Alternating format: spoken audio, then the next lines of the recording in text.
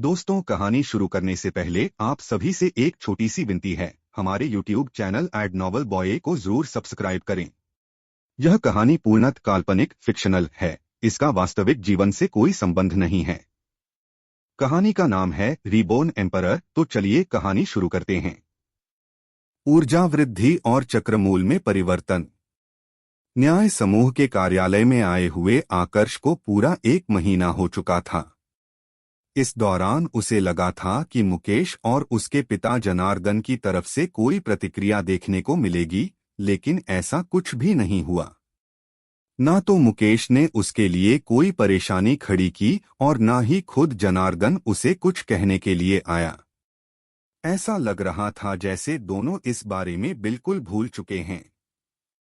आकर्ष सिर्फ 1 महीना ही वहां पर रहना चाहता था। उसके बाद उसे गुरुकुल से बाहर जाना था ताकि अपने चक्रमूल का रंग बदल सके और अपनी ताकत में भी वृद्धि कर सके। आज न्याय समूह में सभी शिष्यों का आखिरी दिन था। रात पड़ने तक आकर्ष ने इंतजार किया कि मुकेश और जनार्दन की तरफ से कोई आ जाए, लेकिन कोई नहीं आया। अगले दिन की सुबह होते ही सारे शिष्यों को बदल दिया गया। आकर्ष और शुभम सहित बाकी के सारे 8 शिष्य वहां से जाने लगे और उनकी जगह लेने के लिए 10 नए शिष्य न्याय समूह में आने लगे। वैसे 1 महीने के दौरान गुरुकुल में भी बहुत कुछ हो गया था। सबसे पहले तो आकर्ष शिष्यों की जो शूरवीर सूची थी उसमें 4था स्थान हासिल कर चुका था। तीसरे स्थान पर जो योद्धा था वह शैल मंडल के तीसरे स्तर का योद्धा था। दूसरे शब्दों में कहा जाए तो अभी के समय आकर्ष शैल मंडल के दूसरे स्तर के योद्धाओं में सबसे शक्तिशाली था। सिर्फ इतना ही नहीं, वह पूरे उच्चतल की सबसे बड़ी शूरवीर सूची में भी एक स्थान बना चुका था। उसका स्थान था 537वां। जितने भी दूसरे स्तर के योद्धा थे, चाहे फिर वह प्रमुख शिष्य हो या फिर तृतीय श्रेणी के एल्डर, उनमें से कोई भी ऐसा नहीं था जो आकर्ष का सामना कर सकता था। जब आकर्ष बाहर जा रहा था तभी उसे शुभम का संदेश प्राप्त हुआ। दोनों एक दूसरे की तरफ देख भी नहीं रहे थे, क्योंकि सभी की नजरों में दोनों एक दूसरे के बड़े दुश्मन बन चुके थे। आकर्ष, जनार्दन की तरफ से कोई आया? शुभम ने पूछा। नहीं। जनार्दन का छोड़ो, मुकेश भी उस दिन के बाद मुझे दिखाई नहीं दिया, आकर्ष ने जवाब दिया। तब तो पक्का दोनों सही समय का इंतजार कर रहे हैं। जहां तक मुझे लग रहा है तो अब की बार उनकी तरफ से जो प्रहार होगा वह जानलेवा होगा, शुभम ने अनुमान लगाते हुए कहा। गुरुकुल में आए हुए उसे बहुत ज्यादा समय बीत चुका था, तो वह यहाँ के अधिकांश एल्डरों के स्वभाव और उनके काम करने के तरीके को समझने लगा था। जानलेवा प्रहार? इस बारे में सुनकर अचानक से आकर्ष के दिमाग में एक योजना आई। पहले वो सोच रहा था कि आखिर गुरुकुल से बाहर कैसे जाएं। लेकिन अब उसे एक ऐसा तरीका मिल चुका था जिसका इस्तेमाल करके वह गुरुकुल से बाहर जा सकता था, और इस दौरान ना तो जनार्दन और ना ही अजिताभ जैसे योद्धा उसे निशाना बना सकते थे। न्याय समूह के कार्यालय से निकलने के बाद आकर्ष सीधा अपने महल के लिए रवाना हो गया। उसके साथ कुछ प्रमुख शिष्य थे और कुछ सामान्य शिष्य। सामान्य शिष्य तो उससे अलग हो चुके थे, लेकिन प्रमुख शिष्य अभी भी उसके साथ ही चल रहे थे। आकर्ष। जैसे ही आकर्ष बाकी सभी से अलग होने वाला था, अचानक से एक कर्कश आवाज उसे सुनाई पड़ी। इस आवाज में न सिर्फ नफरत थी बल्कि गुस्से का भाव भी साफ झलक रहा था। आकर्ष अपनी जगह पर ही रुक गया और आवाज के स्रोत की तरफ देखने लगा। उसकी बाईं तरफ से 2 लोग चलते हुए आ रहे थे। एक महिला थी और दूसरा पुरुष। महिला को तो वह देखते ही पहचान गया था। यह आकांक्षा थी। लेकिन पुरुष, उसको वह पहचान नहीं पाया। यह पहली बार था जब वह उस पुरुष को देख रहा था। प्रणाम वरिष्ठ भाई अविनाश। प्रणाम वरिष्ठ भाई अविनाश। उस पुरुष को देखकर कई प्रमुख शिष्य उसे प्रणाम करने लगे। अब जाकर आकर्ष को उस पुरुष की पहचान पता चली। यह अविनाश था, जिसके बारे में शुभम ने उसे बहुत पहले बताया था। अविनाश आकांक्षा का बड़ा भाई था। वह आकांक्षा के साथ यहाँ पर आकर्ष से मिलने आया था, तो समझना ज्यादा मुश्किल नहीं था कि उसके आने की वजह क्या रही होगी। अविनाश भैया, यही है आकर्ष। इसी ने सभी के सामने मुझे थप्पड़ मारा था और मेरा अपमान किया था। आकांक्षा ने अपने हाथ से आकर्ष की तरफ इशारा करते हुए अपने बड़े भाई अविनाश से कहा, चिंता मत करो, अब मैं आ गया हूं ना। मैं तुम्हारे हर अपमान का बदला लूंगा। अविनाश ने अपनी बहन को आश्वासन दिलाते हुए कहा। इसके बाद वह आकर्ष को घूरने लगा जैसे उसे कच्चा चबा जाएगा। लेकिन आकर्ष को इससे कोई फर्क नहीं पड़ा।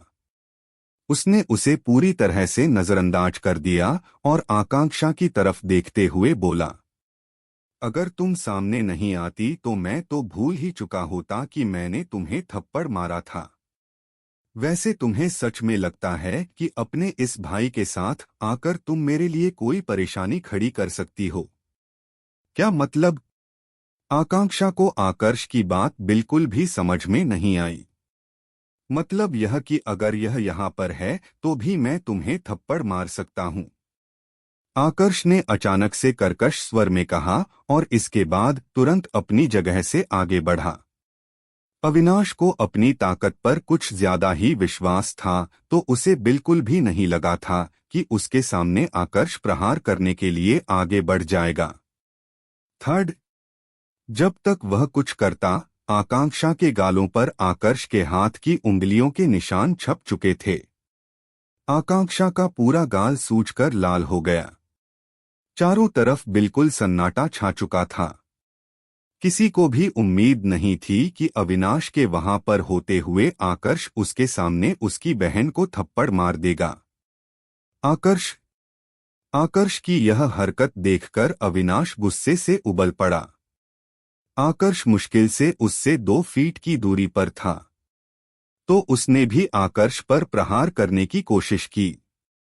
आकर्ष पहले से जानता था कि इस मौके का फायदा उठाते हुए अविनाश उस पर प्रहार करेगा, तो उसने पहले ही कवच का निर्माण करना शुरू कर दिया था। बूम! लेकिन अविनाश शैल मंडल के तीसरे स्तर का योद्धा था। आकर्ष की ताकत में वृद्धि हो चुकी थी और वह भी प्रज्ञा मंडल के तीसरे स्तर में पहुंच चुका था। लेकिन अभी भी उसका कवच इतना मजबूत नहीं हुआ था कि शैल मंडल के तीसरे स्तर के योद्धा के प्रहार को रोक सके, क्योंकि दोनों की ताकत के बीच अभी भी बहुत बड़ा अंतर था। परिणाम स्वरूप कवच टूटकर चकनाचूर हो गया।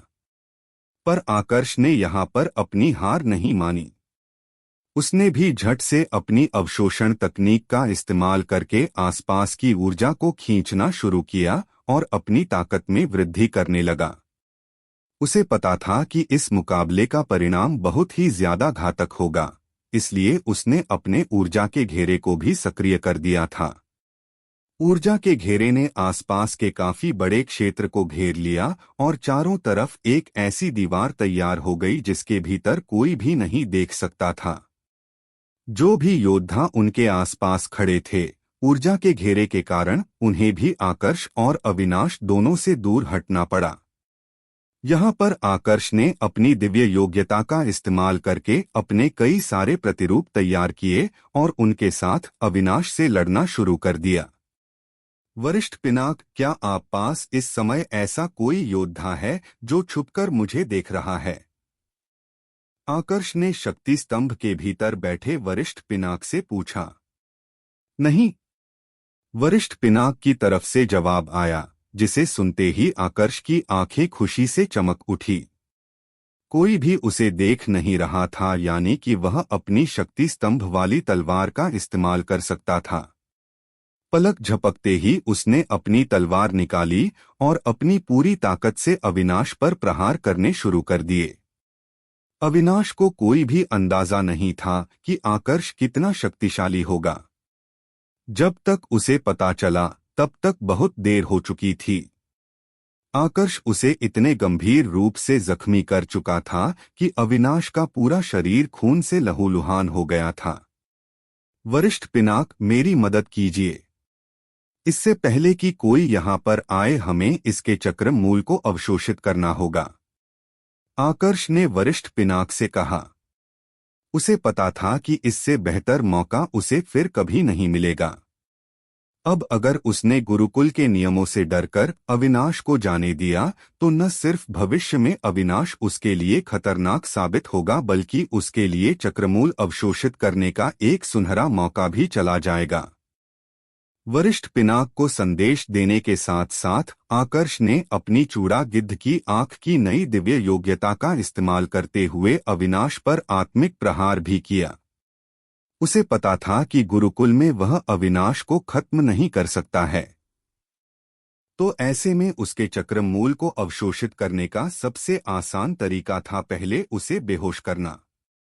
अपनी आत्मिक युद्ध कला का इस्तेमाल करते हुए उसने अविनाश को बेहोश कर दिया और फिर वरिष्ठ पिनाक की मदद से उसके चक्रमूल को अवशोषित करने लगा। इस पूरी प्रक्रिया में मुश्किल से 1 से 2 मिनट का समय लगा।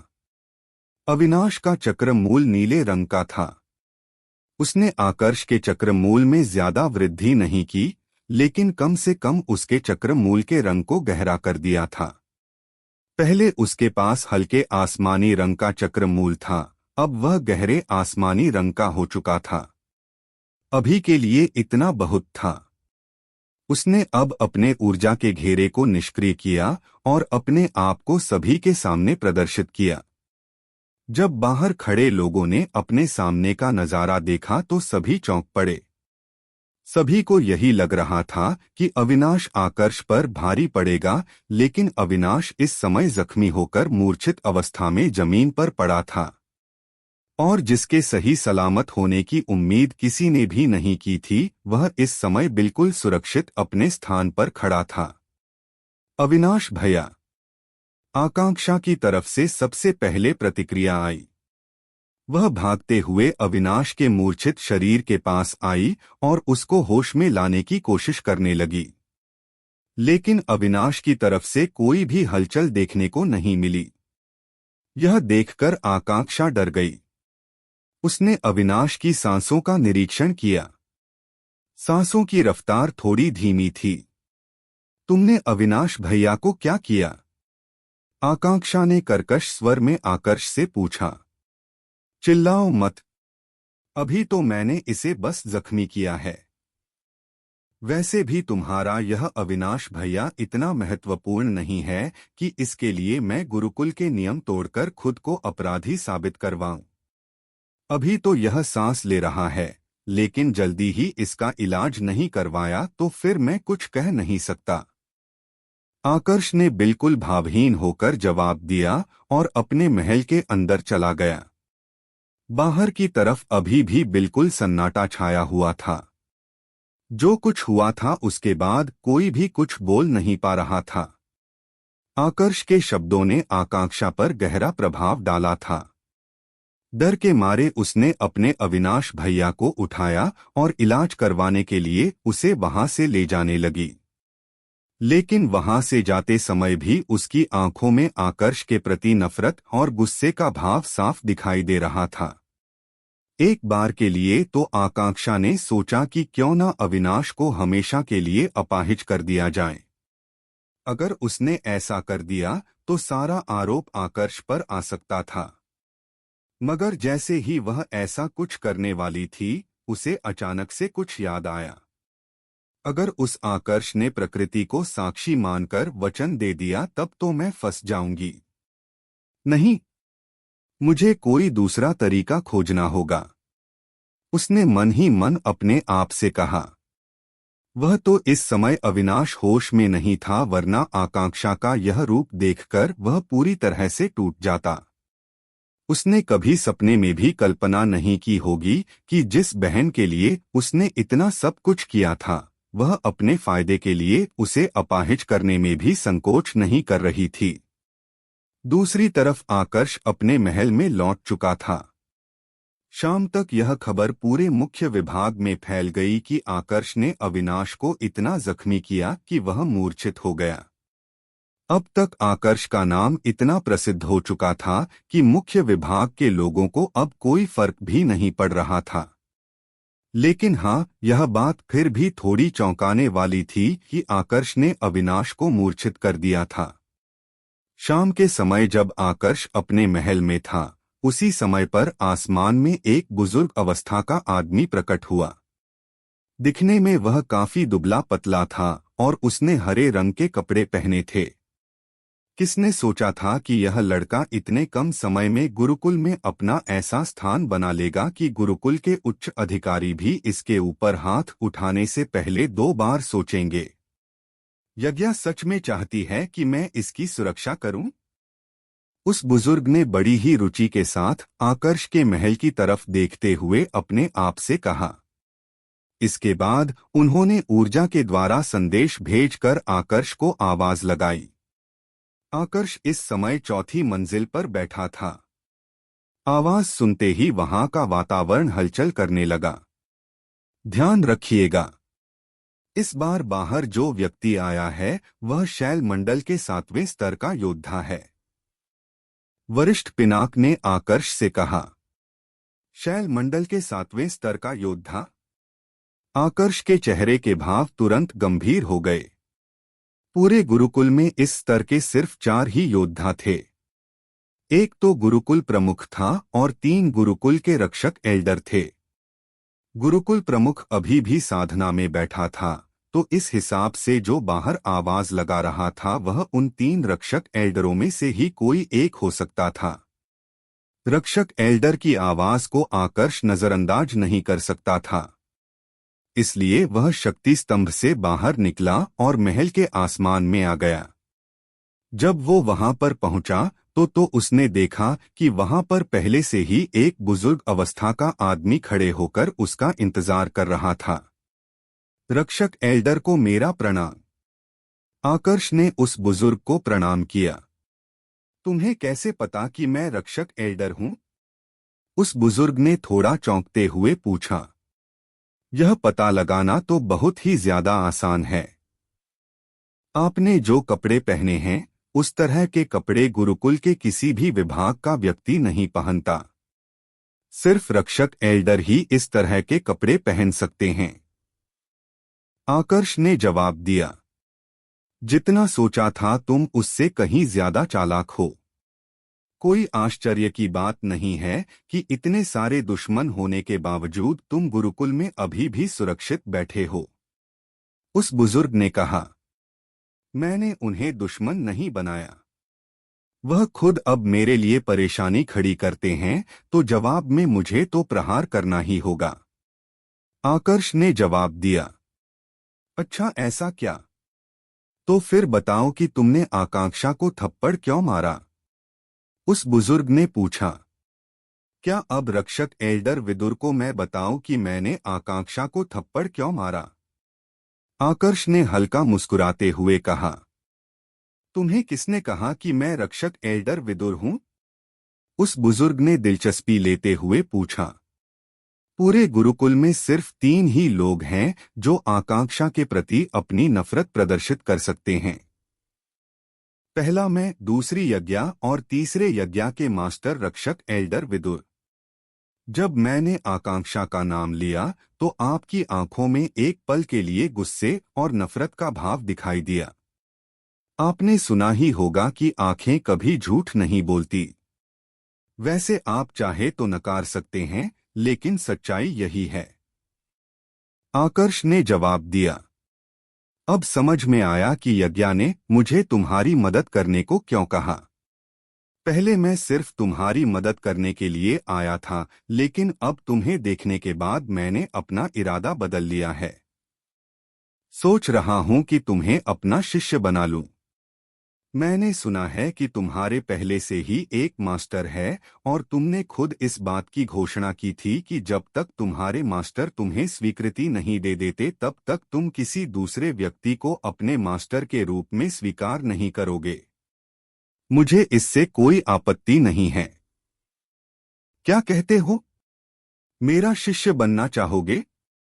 अगर तुम मेरे शिष्य बनते हो तो मैं अपनी तरफ से तुम्हें शक्तिशाली बनाने की हर संभव कोशिश करूंगा।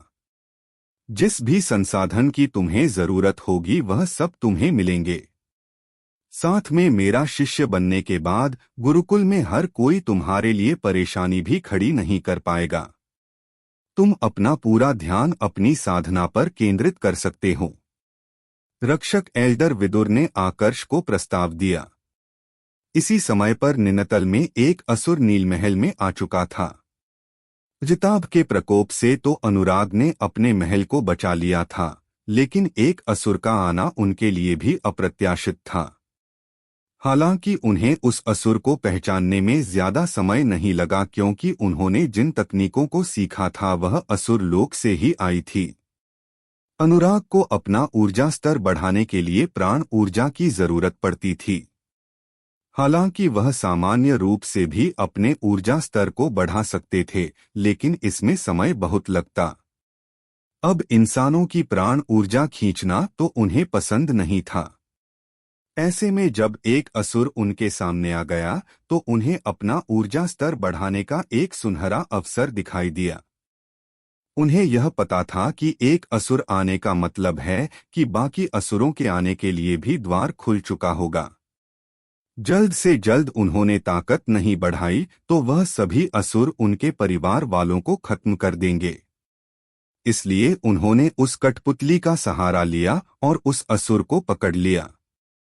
वह कठपुतली इतनी ताकतवर थी कि वहां पर आए हुए अधिकांश असुरों को अकेले ही खत्म कर सकती थी। फिर वो अकेला असुर तो कुछ भी नहीं था। इधर उच्चतल में रक्षक एल्डर विदुर के प्रस्ताव को आकर्ष ठुकरा चुका था। विदुर को भी पहले से पता था कि ऐसा कुछ जवाब उन्हें सुनने को मिलेगा, इसलिए उन्हें ना तो आश्चर्य हुआ और ना ही निराशा। उन्होंने आकर्ष से विदा ली और फिर वहां से गायब हो गए।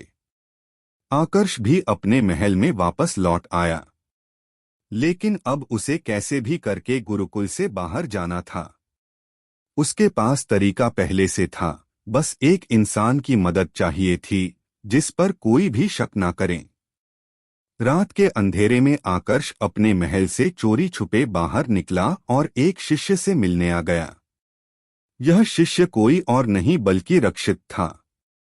वही रक्षित जिसने सचिन के साथ मुकाबला करते समय आकर्ष को पहले मना किया था और फिर आकर्ष के कहने पर उसके ऊपर शर्त भी लगाई थी।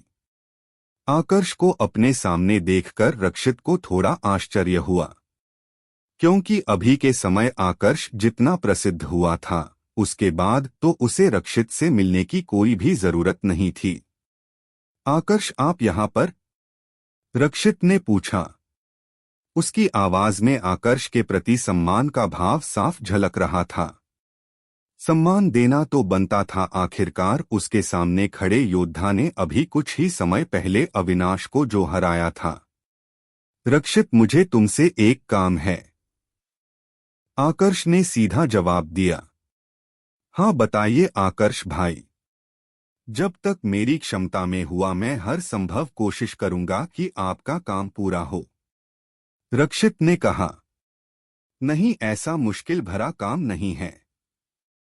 मैं चाहता हूं कि तुम एक बक्से को सभी से छुपाकर सुरक्षित गुरुकुल से बाहर लेकर जाओ और गुरुकुल के बाहर जो बड़ी पहाड़ी है उसके दूसरी तरफ नीचे उतरते समय जो घुमावदार सीढ़ियां बनी हुई है वहां के सबसे बड़े पेड़ की टहनी पर उस बक्से को छुपा दो। आकर्ष ने जवाब दिया। बस इतनी सी बात? यह तो मैं काफी आसानी से कर दूंगा। मुख्य विभाग के शिष्यों की जादुई अंगूठियों का निरीक्षण नहीं किया जाता तो मैं। रक्षित ने आकर्ष से कहा। पर इससे पहले कि वह अपनी बात पूरी कर पाता, आकर्ष ने उसकी बात बीच में ही काटते हुए कहा। नहीं, तुम जादुई अंगूठी में उस बक्से को नहीं रख सकते। वह बक्सा थोड़ा विशेष है, इस कारण से जादुई अंगूठी में उसे नहीं रखा जा सकता। और हाँ, पूरे समय यह ध्यान रखना कि बक्से में हल्की सी भी हलचल न हो। अगर हलचल हुई तो बक्सा किसी भी काम का नहीं रहेगा। मुझे यह बक्सा कैसे भी करके गुरुकुल के बाहर उस पेड़ पर पहुंचाना है। आकर्ष का लहजा थोड़ा गंभीर था, जिस कारण से रक्षित को भी समझ में आ गया कि यह काम बहुत ज्यादा महत्वपूर्ण है। पर उसे समझ में यह नहीं आ रहा था कि आखिर ऐसा कौन सा बक्सा था जिसको जादुई अंगूठी में नहीं रखा जा सकता था और ऊपर से उसमें बिल्कुल भी हलचल नहीं होनी चाहिए थी। सवाल तो उसके मन में बहुत थे, लेकिन उसने एक भी सवाल करने की हिम्मत नहीं की। उसके लिए इतना ही बहुत था कि आकर्ष ने उसे काम सौंपा है। काम देने का मतलब था कि आकर्ष उस पर पूरा विश्वास करता था। असल में जो बक्सा आकर्ष रक्षित को देने वाला था, उसमें कुछ और नहीं बल्कि शक्ति स्तंभ छुपा हुआ था। जब तक बक्से में हलचल न हो, आकर्ष शक्ति स्तंभ से बाहर नहीं आने वाला था। अगर बक्सा सुरक्षित बाहर चला जाए, तो आकर्ष भी बिना किसी की नजर में आए सुरक्षित गुरुकुल से बाहर जा सकता था और किसी को भनक तक नहीं लगने वाली थी कि वह अपने घर में साधना कर रहा है या फिर गुरुकुल से बाहर है। आकर्ष भाई, इस बक्से में रक्षित ने सवाल पूछने की कोशिश की, लेकिन आकर्ष उसके सवाल के पूरा होने से पहले ही जवाब देते हुए कहा, इस बक्से में ऐसा कुछ भी नहीं है जो तुम्हारे लिए मुसीबत खड़ी करें। बस इसमें एक संदेश है जो मैं अपने मास्टर के पास भेजना चाहता हूं। हम बात करते समय एक विशेष प्रकार के टोकन का इस्तेमाल करते हैं जो इतना कमजोर होता है कि हल्की सी हलचल होने पर भी टूट सकता है। तुम्हें तो पता ही होगा कि यहाँ गुरुकुल में मेरे कितने दुश्मन हैं। अगर मैंने सभी के सामने यह बक्सा बाहर अपने मास्टर के पास भेजा तो मुझे डर है कि गुरुकुल के कुछ उच्च अधिकारी उन्हें खत्म ना कर दे। आकर्ष का यह जवाब इतना तर्कपूर्ण था कि रक्षित को तुरंत ही विश्वास हो गया। गुरुकुल से बाहर शिकार की तलाश। अगले दिन की सुबह होते ही रक्षित ने बिल्कुल वैसा ही किया जैसा आकर्ष ने उसे समझाया था। गुरुकुल में रक्षित इकलौता ऐसा शिष्य था जो आकर्ष को जानता था और बाकी किसी को इस बारे में भनक तक नहीं थी। उनके हिसाब से तो रक्षित आकर्ष के लिए बिल्कुल भी विशेष नहीं था। इस कारण जब रक्षित गुरुकुल से बाहर जा रहा था तो एक भी एल्डर को उस पर शक नहीं हुआ। हालांकि कुछ लोग जो जनार्दन के लिए आकर्ष पर नजर रख रहे थे, वह बाहर जाने वाले प्रत्येक शिष्य की जांच कर रहे थे। लेकिन उन्होंने भी रक्षित को सिर्फ इसलिए छोड़ दिया क्योंकि उस पर उन्हें शक नहीं हुआ। जब उन्होंने रक्षित को रोका तो एक बार के लिए तो रक्षित की सांसें तेज हो गई। वह तो जब उन्होंने उसे रोककर बताया कि उसे गुरुकुल में वापस कब तक लौटना है, तब जाकर रक्षित की सांस में सांस आई। एक बार गुरुकुल से बाहर निकलने के बाद रक्षित को और किसी भी मुसीबत का सामना नहीं करना पड़ा। आकर्ष के बताए अनुसार उसने वह बक्सा पहाड़ी की दूसरी तरफ घुमावदार सीढ़ियों के पास सबसे बड़े पेड़ की शाखा पर छुपा दिया। जब रक्षित वहां से चला गया, उसके लगभग आधे घंटे बाद आकर्ष शक्ति स्तंभ से बाहर आया। रक्षित के कारण सब कुछ काफी आसान हो गया। गुरुकुल में वापस लौटने के बाद मुझे उसका यह एहसान चुकाना होगा, लेकिन उससे पहले जल्द से जल्द अपने चक्र मूल के रंग को बदलना होगा। गुरुकुल प्रमुख का कोई भी भरोसा नहीं है, वह कभी भी साधना से जाग सकता है। आकर्ष ने चिंता से भरे स्वर में अपने आप से कहा। यह सोचकर कि किस तरह से उसकी पत्नी और बेटी को बंदी बनाया गया है, एक बार के लिए तो उसका खून खौल उठा। लेकिन वह भी जानता था कि यह गुस्सा फिलहाल के लिए किसी भी काम का नहीं है। चलकर देखता हूं सबसे करीब कौन सा शहर है, क्या पता आसपास कहीं कोई काम की खबर मिल जाए। आकर्ष ने मन ही मन सोचा और फिर गुरुकुल की विपरीत दिशा में आगे बढ़ने लगा। थोड़ी ही देर में वह पास के एक शहर में आ गया। जहां भीड़ ज्यादा थी, वहां पर आसानी से उसे अपना शिकार मिल सकता था। सबसे पहले वह शहर के एक बड़े रेस्टोरेंट में आया। क्योंकि यही एक ऐसी जगह थी जहां पर अलग अलग प्रकार की खबरें मिल सकती थी। रेस्टोरेंट में आने के बाद वह खिड़की के पास वाली एक टेबल पर जाकर बैठ गया और खाने का ऑर्डर दिया।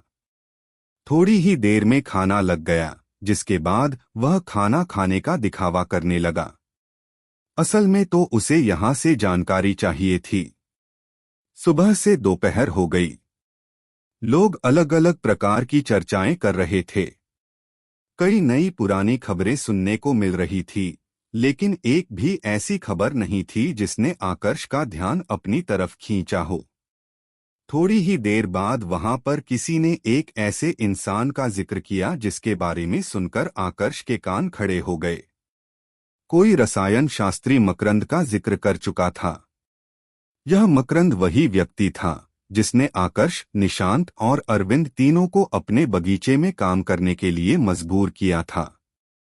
अब जब आकर्ष इस बारे में सोच रहा था तो उसे उस स्थिति पर हंसी आ रही थी। वह तो अच्छा था कि तीनों बिल्कुल सही समय पर वहां से भाग गए थे, वरना मकरंद का कोई भरोसा नहीं था कि वह उनका क्या हाल करता। वैसे वहां पर इस बात का भी जिक्र हो रहा था कि किस तरह से मकरंद के बगीचे को किसी ने नष्ट किया है। मकरंद आज भी उन तीनों को ढूंढ रहा था। आकर्ष के मन में इतनी सारी बातें चल रही थी, जिस कारण से उसे पता नहीं चला कि रेस्टोरेंट में दो और लोगों ने प्रवेश कर लिया है। दोपहर का समय था तो रेस्टोरेंट लोगों से पूरा भरा हुआ था।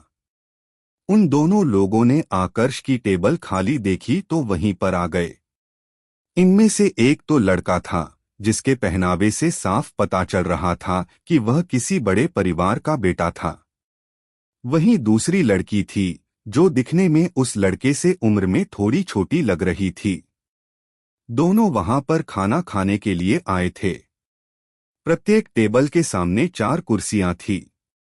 आकर्ष वाली टेबल पर वह अकेला बैठा था तो 3 कुर्सियां अभी भी खाली पड़ी थी। खाली जगह देखकर लड़की ने आकर्ष से अनुरोध करते हुए कहा, क्या हम यहां बैठ सकते हैं? आकर्ष अपने ही विचारों में खोया हुआ था। लड़की की आवाज सुनकर उसका ध्यान उन दोनों पर गया। तुमने कुछ कहा? आकर्ष ने दोबारा से उस लड़की से पूछा। मैं कह रही थी कि क्या हम यहां पर बैठ सकते हैं? लड़की ने फिर से अनुरोध किया। आकर्ष को अनजान लोगों से कोई दिक्कत नहीं थी, तो उसने दोनों को बैठने की अनुमति दे दी। इसके बाद वह तो अपना पूरा ध्यान लोगों की बातें सुनने पर केंद्रित कर चुका था। लेकिन जो लड़की थी उसका ध्यान आकर्ष पर था। आकर्ष के पहनावे, उसके बोलने के तरीके और शांत स्वभाव ने लड़की को प्रभावित कर दिया था। उसे जानना था कि आखिर आकर्ष है कौन। पास में बैठा लड़का इस समय उस लड़की को घूर रहा था। असल में कहानी कुछ ऐसी थी कि उन दोनों की शादी होने वाली थी, लेकिन लड़की उसे कुछ विशेष भाव नहीं दे रही थी। ऊपर से अब जब दोनों यहाँ पर आए तो लड़की उसकी जगह आकर्ष को देख रही थी, जिस कारण लड़का ईर्ष्या की आग में जलने लगा। सुप्रिया, तुम यहाँ मेरे पास आकर क्यों नहीं बैठती? लड़की का ध्यान अपनी तरफ खींचने के लिए लड़के ने उस लड़की से कहा। नहीं, मैं यहीं पर ठीक हूँ, लड़की ने सीधा और स्पष्ट जवाब दे दिया। इससे लड़का और ज्यादा ईर्ष्या करने लगा। उसे लगने लगा कि इन सब की वजह आकर्ष है। अपने बारे में तो मैं बताना ही भूल गया। मेरा नाम कौशल है। मैं आहूजा परिवार का दूसरा छोटा प्रमुख हूँ। आहूजा परिवार इस शहर के जाने माने, प्रतिष्ठित और शक्तिशाली परिवारों में से एक है।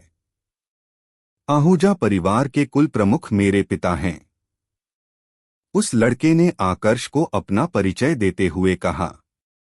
जिस प्रकार से उसने परिचय दिया था वह साफ बता रहा था कि वह अपनी पहचान के दम पर आकर्ष को दबाने की कोशिश कर रहा है। आहूजा परिवार। कौशल से उसका परिचय सुनकर आकर्ष को न सिर्फ उसकी बल्कि उस लड़की की पहचान के बारे में भी पता चल गया। इतनी देर से वह जो लोगों की बातें सुन रहा था, उनसे उसे शहर की स्थिति की सामान्य जानकारी मिल चुकी थी। इस शहर में कुल 3 शक्तिशाली परिवार थे। इनमें सबसे शक्तिशाली था राठौड़ परिवार। यह परिवार इतना शक्तिशाली था कि इसका सामना करने के लिए बाकी के दोनों परिवारों को एक साथ आना पड़ता था। बाकी के दोनों परिवारों में से एक परिवार था आहूजा परिवार और दूसरा परिवार था मिश्रा परिवार। अब इसे एक संयोग कहा जा सकता था कि जिस परिवार से आकर्ष आया था और जहां से उसकी इस नई जिंदगी की शुरुआत हुई थी, वहां पर भी यही 2 परिवार थे। सांची में भी मिश्रा परिवार और आहूजा परिवार 2 शक्तिशाली परिवार थे। वैसे इस शहर के यह तीनों शक्तिशाली परिवार तीसरे स्तर की ताकत थे। आहूजा परिवार और मिश्रा परिवार को हमेशा इस बात की चिंता लगी रहती थी कि उनके बीच का संबंध हमेशा हमेशा के लिए मजबूत कैसे किया जा सकता है। आखिर में दोनों परिवारों ने मिलकर फैसला किया कि आहूजा परिवार अपने कुल प्रमुख के छोटे बेटे की शादी मिश्रा परिवार के कुल प्रमुख की इकलौती बेटी सुप्रिया से करवाएंगे।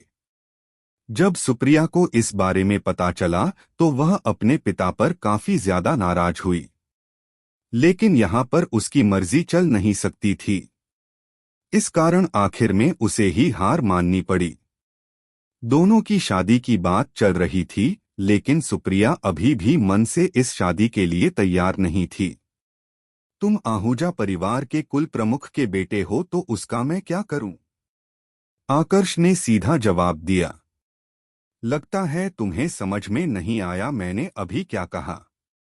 अगर मरना नहीं चाहते तो चुपचाप यहां से चले जाओ। मेरी होने वाली पत्नी के सामने फिर कभी भी आए तो किसी और लड़की के करीब जाने के लायक नहीं रहोगे। अपने परिवार की ताकत दिखाते हुए कौशल ने आकर्ष को धमकी दे दी। बैंग! जैसे ही उसने धमकी दी, अचानक से एक हाथ उसके सिर पर पड़ा और उसका मुंह सीधा जाकर टेबल पर लगा। मुंह टेबल से भिड़ने के बाद कौशल को पता चला कि अभी हुआ क्या था। जिसको वह हल्के में ले रहा था उसी ने उस पर प्रहार कर दिया था। मैं शांत बैठा हूं, इसका मतलब यह नहीं है कि तुमसे डर गया हूं। फिर से अगर अपना मुंह खोला तो यहां पर आए तो 2 पैरों पर थे, लेकिन जाओगे 4 कंधों पर। आकर्ष ने बिल्कुल शांत स्वर में कहा और कौशल को छोड़ दिया। तेरी इतनी हिम्मत! तूने मुझ पर हाथ उठाया। अब देख मैं तेरा क्या हाल। कौशल अभी भी सुधरा नहीं था।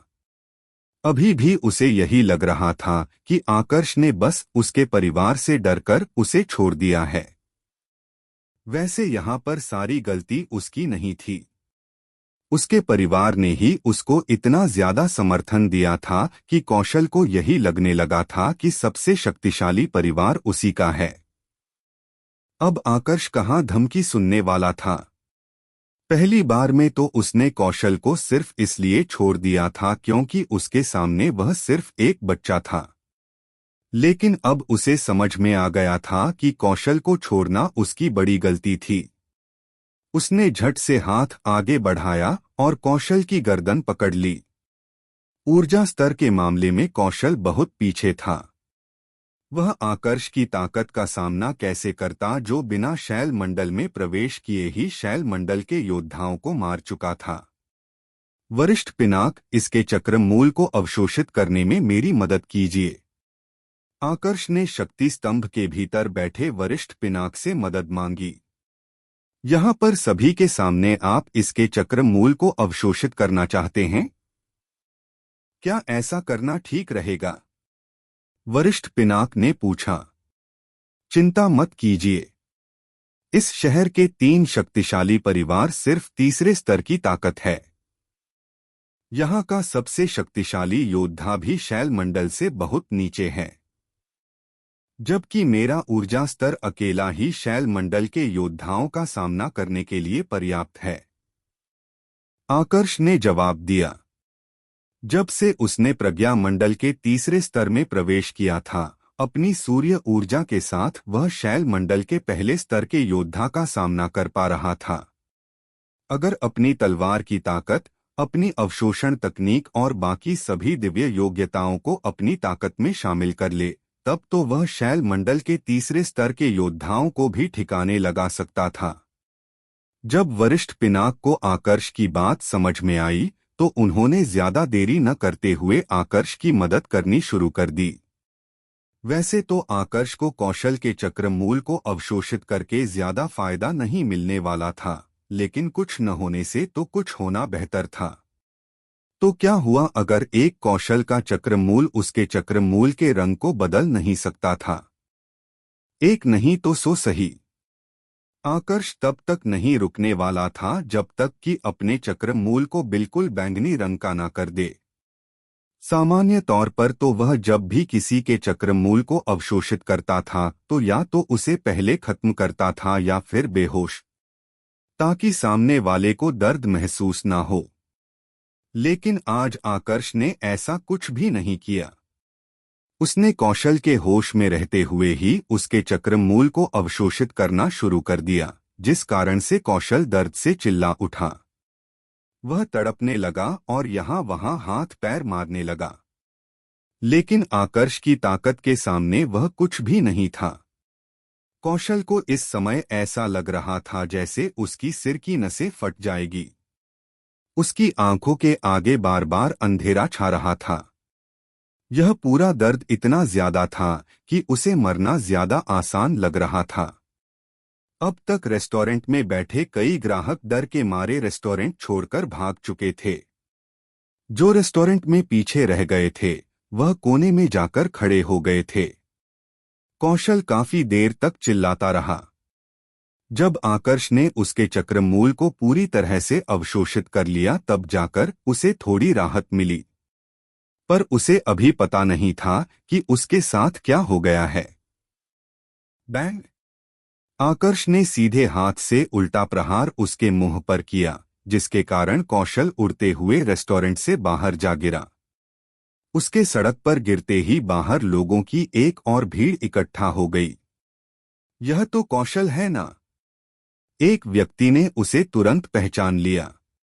जैसे ही सभी को पता चला कि वह व्यक्ति कोई और नहीं बल्कि कौशल है, तो सभी का ध्यान वापस से रेस्टोरेंट के अंदर बैठे आकर्ष पर गया। तुम्हें यहां से चले जाना चाहिए। अगर कौशल के परिवार वालों को पता चला तो वो तुम्हें छोड़ेंगे नहीं। सुप्रिया ने आकर्ष को समझाने की कोशिश की, लेकिन आकर्ष ने उसकी बात का कोई जवाब नहीं दिया। वह आराम से वहीं पर बैठकर इंतजार करने लगा। यह देखकर सुप्रिया को लगा कि शायद आकर्ष कौशल के परिवार वालों को हल्के में ले रहा है, तो उसने ही आगे बढ़कर आकर्ष का हाथ पकड़ा और उसे लेकर वहां से जाने लगी। यह देखकर न सिर्फ आकर्ष बल्कि रेस्टोरेंट में मौजूद सभी ग्राहक भी चौंक पड़े। सुप्रिया सच में किसी लड़के को लेकर जा रही है? कहीं मुझे कोई भ्रम तो नहीं हो रहा? कोई भ्रम नहीं हो रहा। वह सच में उस लड़के को लेकर जा रही है। पर यह लड़का है कौन? मैंने इसे पहले कभी भी हमारे शहर में नहीं देखा। मेरे ख्याल से तो यह जरूर सुप्रिया का प्रेमी होना चाहिए। तुम लोगों को याद है ना, सुप्रिया ने शादी से कई बार मना किया था। मेरे हिसाब से तो मना करने का कारण यही लड़का होना चाहिए। तुम्हारे कहने के बाद अब मुझे भी ऐसा ही लग रहा है। अभी देखा ना किस तरह से उसने उस लड़के का हाथ पकड़ा था। कोई भी लड़की अपनी मर्यादा भूलकर इस तरह से अनजान लड़के का हाथ तो नहीं पकड़ेगी। जरूर दोनों का कुछ तो रिश्ता है। रेस्टोरेंट में मौजूद सारे ग्राहक अलग अलग प्रकार के मत देने लगे। जैसा उन लोगों को लग रहा था वैसा कुछ भी नहीं था। सुप्रिया ने तो आकर्ष का हाथ सिर्फ इसलिए पकड़ा था क्योंकि वह आकर्ष को कौशल के परिवार वालों के हाथों मरने नहीं देना चाहती थी। उसे पता था कि आज जो कुछ भी हुआ है उसमें आकर्ष की कोई भी गलती नहीं है। वह तो चुपचाप अपना खाना खा रहा था। सारी गलती कौशल की थी। लेकिन अब अगर वो किसी के सामने यह बात बता दे तो क्या कोई उस पर विश्वास करने वाला था। रेस्टोरेंट से बाहर निकलकर सुप्रिया थोड़ी ही आगे आई थी कि उसे अचानक से याद आया कि उसने अभी क्या कर दिया है। तुरंत से उसने आकर्ष का हाथ छोड़ा और अपनी उस हरकत के लिए आकर्ष से माफी मांगने लगी। वह एक बड़े परिवार की बेटी थी। उसका इस तरह से एक अनजान व्यक्ति का हाथ पकड़ना उसके चरित्र पर लांछन लगवाने के लिए पर्याप्त था, जिसकी शुरुआत भी हो चुकी थी। अगर इस बारे में उसके परिवार वालों को पता चल जाता तो उसके परिवार वालों की कितनी बेइज्जती होती। जो कुछ हुआ उसके लिए मैं शर्मिंदा हूं। मेरा वैसा कोई इरादा नहीं था, पर वह स्थिति ही ऐसी थी कि मुझे समझ में नहीं आया कि मैं क्या करूं। जल्दबाजी में मुझे जो सही लगा मैंने वह कर दिया। फिर भी अगर तुम्हें कोई असुविधा हुई हो तो उसके लिए मैं माफी मांगती हूं। सुप्रिया ने शर्मिंदा होकर अपना सिर झुकाया और दबी हुई आवाज में आकर्ष से माफी मांगने लगी। कोई बात नहीं, जो हुआ उसे भूल जाओ। अब तुम अपने रास्ते जाओ, मैं अपने रास्ते जाता हूं। आकर्ष ने पूरी स्थिति को बहुत शांत तरीके से संभाला और जाने लगा। सुप्रिया ने जब आकर्ष की यह बात सुनी तो उसने एक राहत की सांस ली। उसे लगा कि आकर्ष अब शहर से बाहर जाने वाला है। लेकिन अगले ही पल वह चौंक पड़ी जब उसने देखा कि आकर्ष शहर के बाहर नहीं बल्कि वापस उसी दिशा में जा रहा है जहां से वह दोनों अभी आए थे। तुम वापस क्यों जा रहे हो? सुप्रिया ने आवाज लगाकर आकर्ष से पूछा। क्योंकि मुझे शहर में कुछ काम है। जब तक मेरा काम पूरा नहीं होता मैं यहां से नहीं जाने वाला, आकर्ष ने जवाब दिया। तो फिर तुम मेरे साथ चलो। हमारे मिश्रा परिवार में तुम सुरक्षित रहोगे, सुप्रिया ने तुरंत जवाब दिया। जवाब देने के बाद उसे महसूस हुआ कि उसने कुछ ज्यादा बोल दिया है। तुम ठीक हो? मैं तुम्हारे साथ तुम्हारे महल में क्यों जाऊं? तुम्हें डर नहीं है कि आहूजा परिवार तुम्हारे परिवार वालों के लिए परेशानी खड़ी कर सकता है? आकर्ष ने पूछा। उसका यह सवाल सुनकर सुप्रिया बिल्कुल चुप हो गई। खुद उसे भी समझ में नहीं आ रहा था कि आज वह इस प्रकार की बातें क्यों कर रही थी, वह भी एक अनजान व्यक्ति से। थोड़ी देर तक चुप रहने के बाद आखिरकार उसने गंभीर स्वर में कहा, अगर मैंने तुमसे वहां पर बैठने का अनुरोध नहीं किया होता तो इन सब की शुरुआत नहीं होती। कहीं ना कहीं इस पूरे मामले में गलती मेरी भी है। इसलिए मैं नहीं चाहती कि आहूजा परिवार तुम्हें कुछ करें। उसकी बात सुनकर आकर्ष मन ही मन हंस पड़ा। वह अपने आप से ही पूछने लगा कि क्या सच में आहूजा परिवार की इतनी हिम्मत होगी कि वह उससे दुश्मनी करें। पर एक मिनट, मिश्रा परिवार के महल में जाना इतना बुरा भी नहीं है। शायद मुझे वहां से अपने काम की कोई जानकारी मिल जाए। ऊपर से अगर मैं मिश्रा परिवार के महल में रहा तो पक्का कुछ लोग होंगे जिनको इससे समस्या होगी। वह खुद ही सामने आकर मुझे निशाना बनाएंगे। इससे तो मुझे चक्रमूल अवशोषित करने का मौका और ज्यादा मिलेगा। आकर्ष ने मन ही मन अपने आप से कहा। इसी योजना के साथ वह सुप्रिया के पीछे पीछे मिश्रा परिवार के महल में आ गया। महल के पहरेदार ने जब देखा कि उनकी छोटी मालकिन एक लड़के को अपने साथ लेकर आई है तो वह पूरी तरह से चौंक पड़ा। इतने सालों में यह पहली बार था जब उनकी छोटी मालकिन किसी को अपने साथ लेकर आई थी। उसने झट से इस बारे में महल के कई लोगों को संदेश भेज दिया। थोड़ी ही देर में पूरे महल में इसके बारे में खबर फैल गई। इधर सुप्रिया आकर्ष को लेकर अपने भवन में आ चुकी थी। तुम अपने भवन में मुझे रुकने की जगह दे रही हो। क्या तुम्हें इस बात का बिल्कुल भी डर नहीं है कि बाहर के लोगों को इस बारे में पता चलेगा तो वह तुम्हारे बारे में क्या सोचेंगे? तुम्हारे चरित्र को लेकर उनके मन में कैसे कैसे विचार आएंगे? आकर्ष ने सुप्रिया से सीधा सवाल किया। बाकी क्या सोचते हैं, मुझे उससे फर्क नहीं पड़ता। मैं जानती हूं कि मैं कैसी हूं। सभी की सोच बदलना मेरे हाथ में नहीं है, सुप्रिया ने जवाब दिया। इसके बाद आकर्ष ने आगे कोई सवाल नहीं किया और सुप्रिया के द्वारा प्रबंध किए गए कमरे में जाने लगा। लेकिन तभी सुप्रिया ने आवाज लगाकर उसे रोक लिया। कुछ काम है? आकर्ष ने पूछा।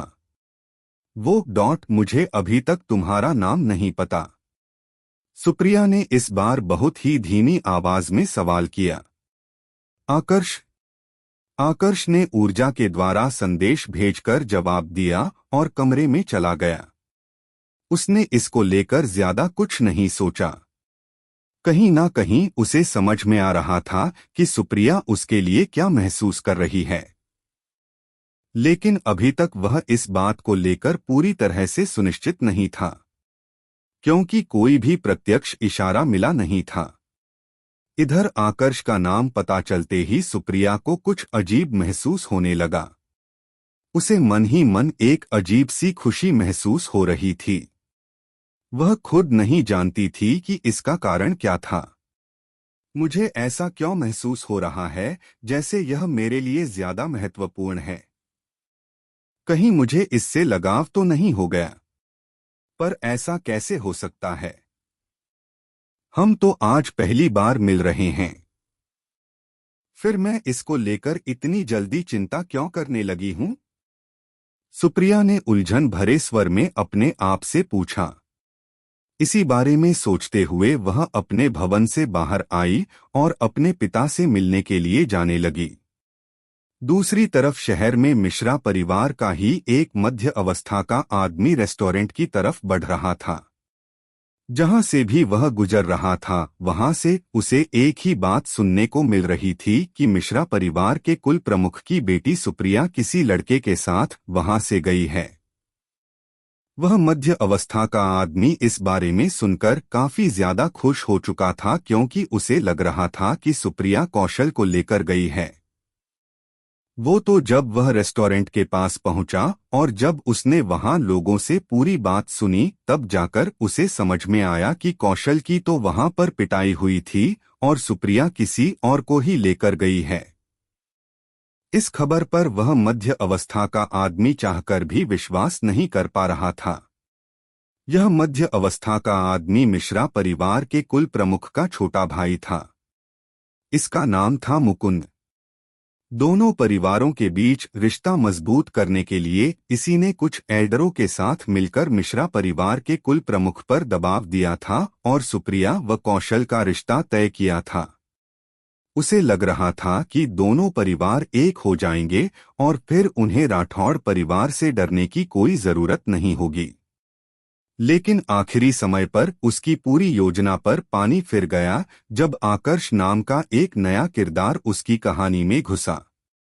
मुकुंद को यह तो पता नहीं था कि सुप्रिया उस लड़के को लेकर वहां से क्यों गई थी, लेकिन इस समय वह उस लड़के पर गुस्सा होने से अपने आप को रोक नहीं पा रहा था।